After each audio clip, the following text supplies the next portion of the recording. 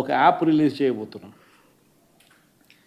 రాష్ట్రంలో ఎక్కడైనా కానీ ఎవరికైనా కానీ ఏ అధికారితో అయినా కానీ ఆటోమేటిక్లీ ఆ కంప్లైంట్ మన డిజిటల్ లైబ్రరీలోకి వచ్చేస్తుంది.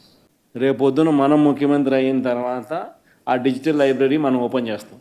రేపొద్దున ఎవరికి రాష్ట్రంలో ఏ కార్యకర్తకైనా ఎవరికైనా కూడా మనం వచ్చిన తర్వాత అది ఓపెన్ చేసి ఎవడెవడైతే మన కార్యకర్తలను అన్యాయం చేసినాడో వాళ్ళందరినీ కూడా చట్టం ముందర ఏ రకంగా నిలబెట్టాలనో ఆ రకంగా నిలబెట్టించి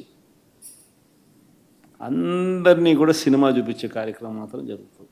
వాళ్ళు చేసినవన్నీ కూడా వడ్డీతో సహా ఏదైతే నువ్వు ఎత్తుతున్నావో అదే పండుతుంది. ఎక్కడో కూడా మనం అన్యాయం చేయడం లేదు. ఏదైతే మీరు ఎత్తినారో అదే రేపొద్దున పండుతుంది. చక్కెర వడ్డీతో సహా చెల్లించే పరిస్థితి వస్తుంది. అదొకటి ఖచ్చితంగా నెక్స్ట్ 10 రోజుల్లో రిలీజ్ చేయబోతున్నాం.